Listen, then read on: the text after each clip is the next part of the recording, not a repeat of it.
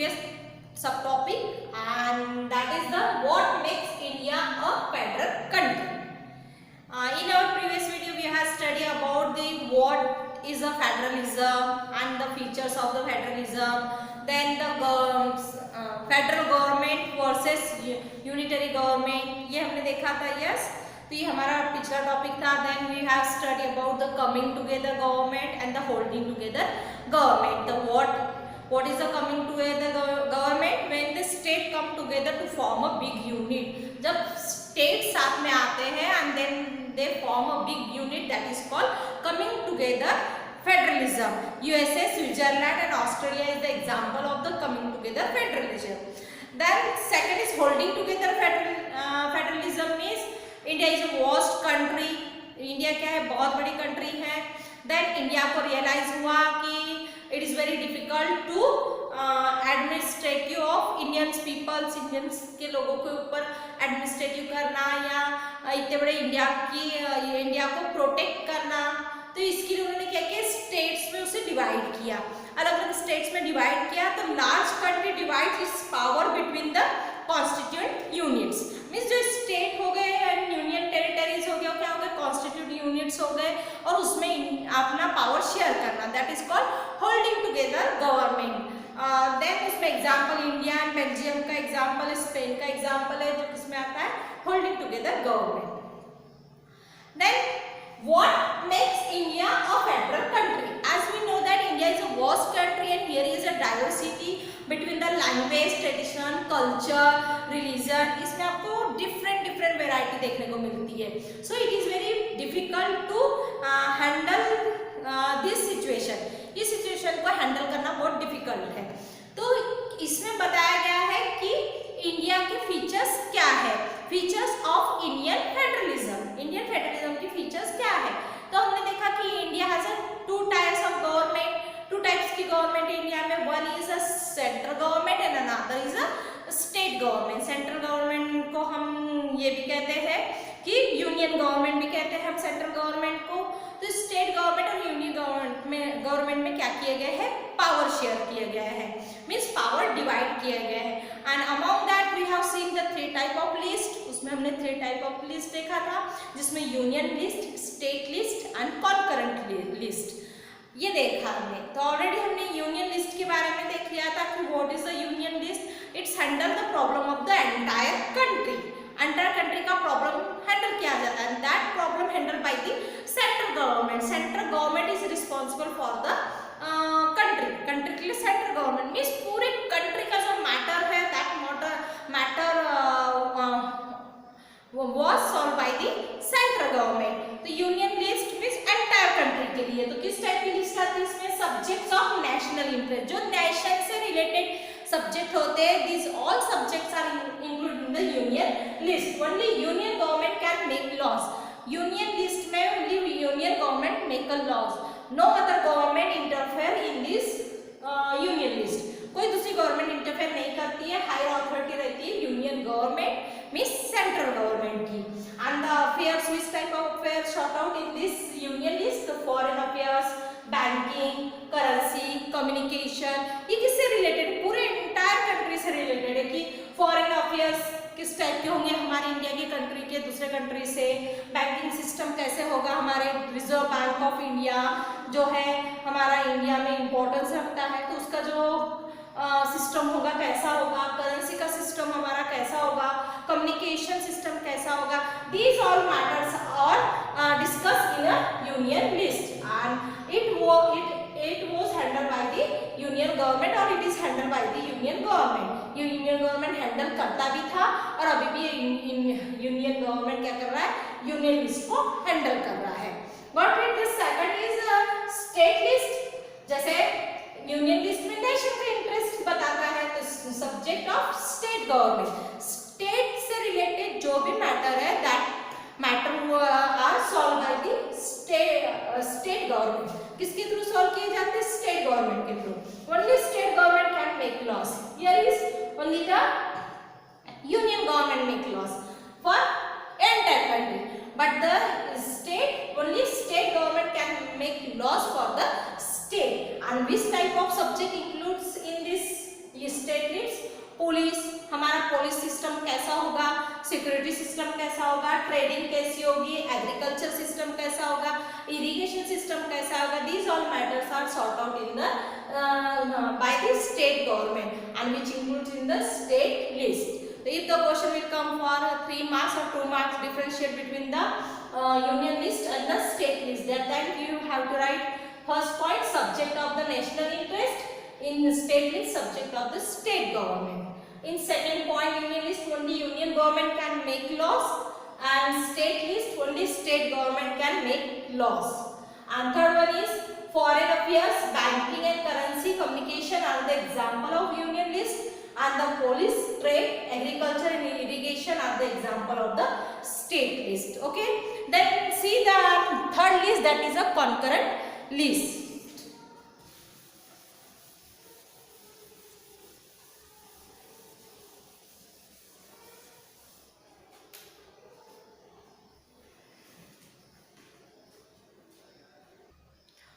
Let us see the third list, concurrent list. Which type of subject included in this concurrent list? Education, forest, trade union, marriage, adoption and succession.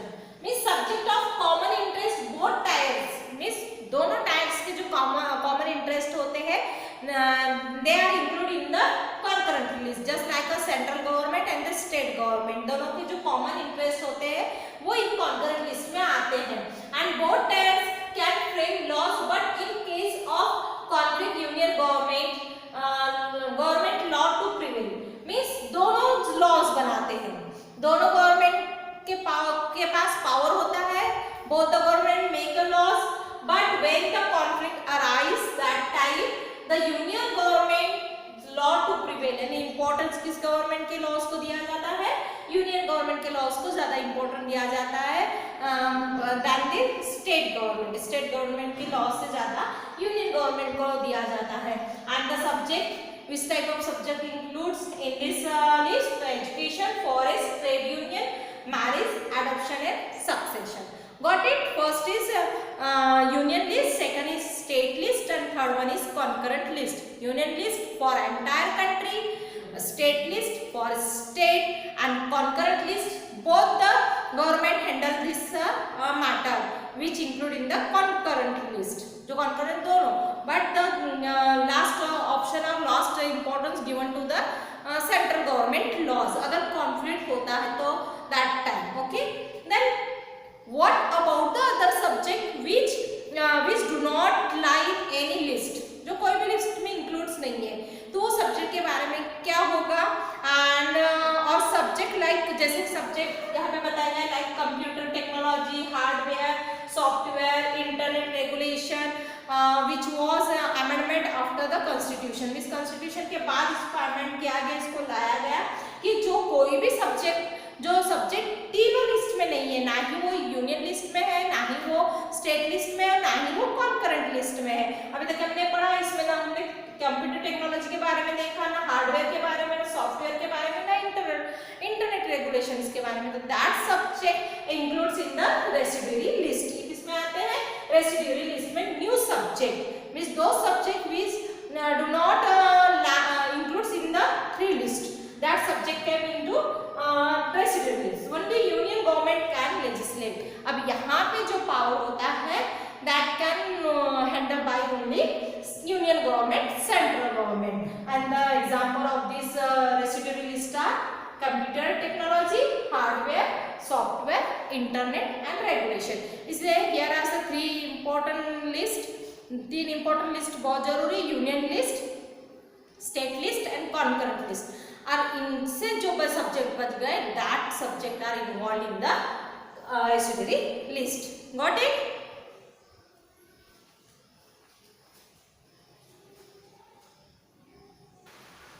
Okay, in holding together government we have seen that the central government do not give the all the power to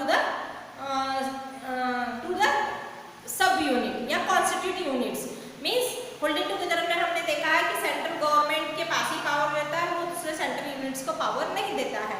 तो same example हम देखेंगे कि in Indian union government में आप देखोगे कि यहाँ पे भी सेम वही दिया गया है कि some states enjoy a special power and some states does not have any power. Means कुछ स्टेट्स के पास स्पेशल पावर होते हैं, जैसे take the example of the Jammu and Kashmir. Jammu और कश्मीर के पास स्पेशल स्टेटस दिए गए, स्पेशल इंजॉय करते पावर का। मीन्स अगर हम देखेंगे तो हमारे यहाँ के जम्मू एंड कश्मीर जाकर रेसिडेंसीशिप नहीं ले सकते। जम्मू एंड कश्मीर के इंडिया में आकर रेसिडेंसीशिप ले सकते हैं, लेकिन हम वहाँ जाकर अपना घर नहीं बना सकते। ऐसा special power Jammu and Kashmir को दिया गया है। ये हमने देखा था, देखा है। फिर some states are very small, बहुत स्मॉल है, and they are not they haven't any power, उनके पास कुछ पावर नहीं है।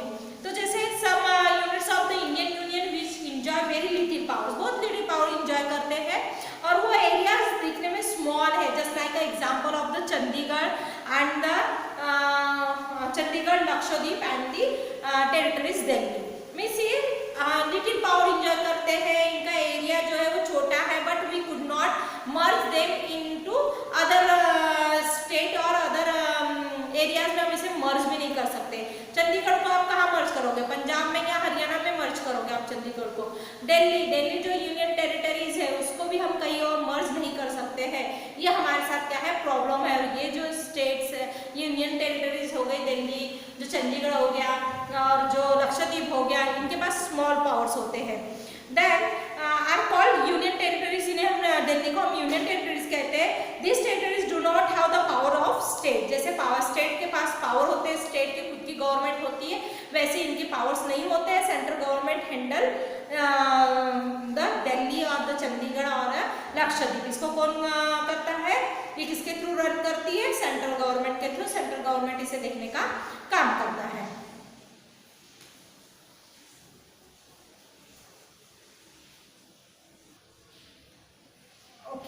The power sharing between the state government and the union government is the basic structure of the constitution. ये constitution का क्या है, basic structure है।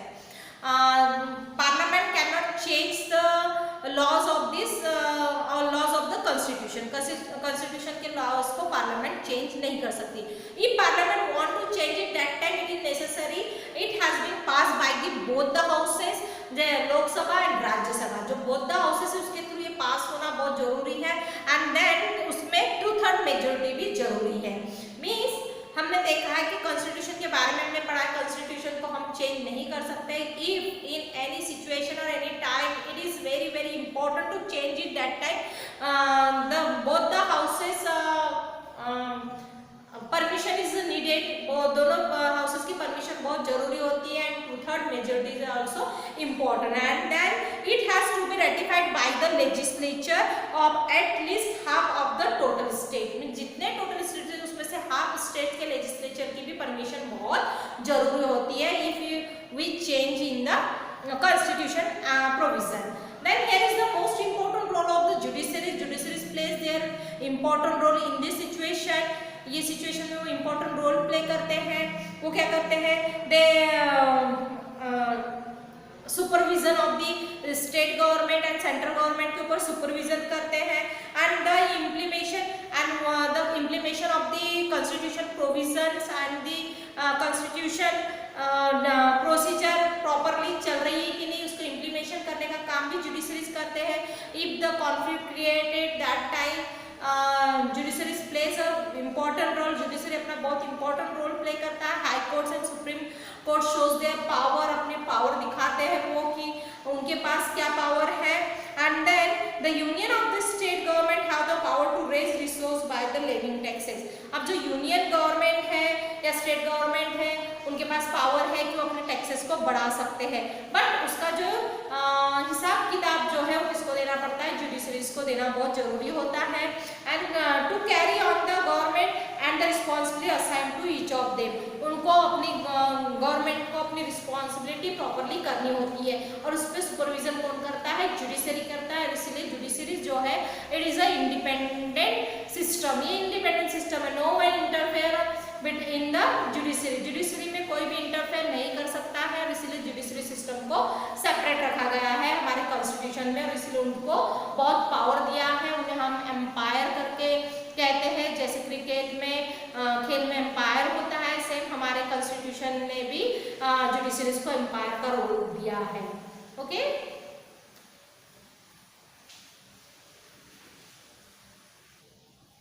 see the 1 mark questions. Which level of government in India legislates on the residuary subject? Residuary subject में importance किसे रहता है, किसके लॉज को ज्यादा माना जाता है, तो यूनियन गवर्नमेंट के लॉज को माना जाता है। किसमें, रेसिड्यूरी सब्जेक्ट में।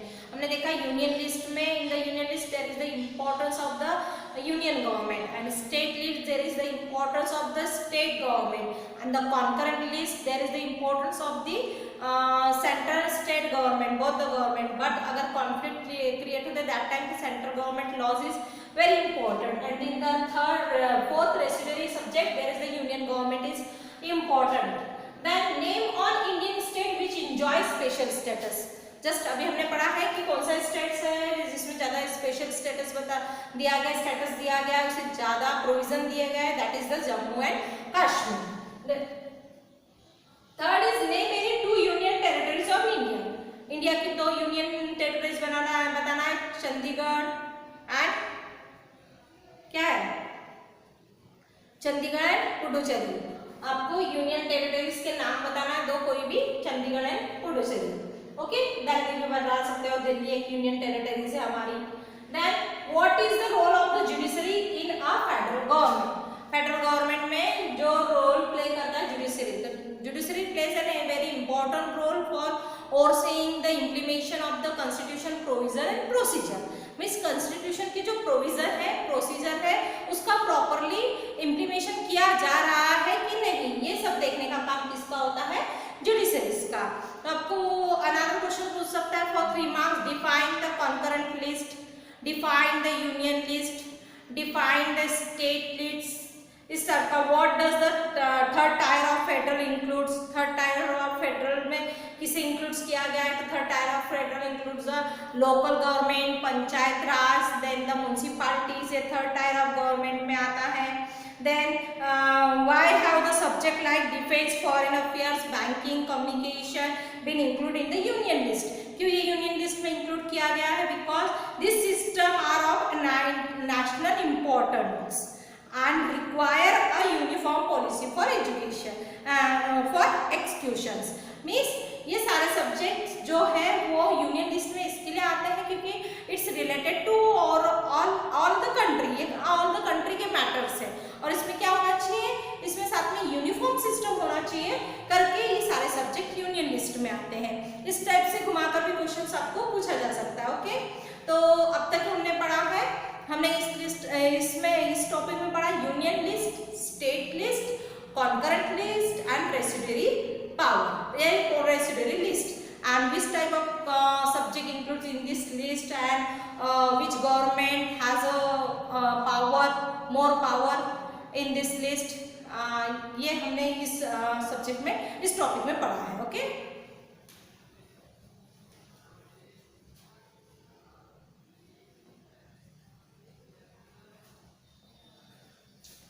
ओके, तो इस तरीके से हमने हमारे टॉपिक यहाँ पे कंप्लीट कर लिया है। देन हम हमारा नेक्स्ट टॉपिक शुरू करेंगे हमारे नेक्स्ट वीडियो में, और वो हमारा टॉपिक होगा how is federalism practice, federalism की प्रैक्टिस कैसे करेंगे। लेकिन इसके पहले आपको जहाँ तक के हमने टॉपिक पढ़ा है वहाँ तक कि आपको नोट्स प्रिपेयर करना है, as well as the form the question answer. पहले भी मैंने आपको बताई हूँ और अभी भी मैं आपको बता रही हूँ कि आपको हर पैसेज से 1 marks question, 3 marks question, 5 marks question खुद फॉर्म करना है, and you have to write answer also, आपको आंसर भी लिखना है। It's a good habits, and as well as read a chapter, chapter reading is must, बहुत important है SST के लिए, अदरवाइज वही है कि कंफ्यूजन क्रिएट होगा। सबसे बेस्ट वे है read the chapter, then make a notes and then read a passage and make a question and answer on that passage, particular one passage, then second passage. इससे related आपको passage नहीं लिखना है, इससे related आपको questions लिखना है। Okay, तो in this way we have completed this topic. Then we will meet to our next video with new subtopic. Take care and Thank you very, very much.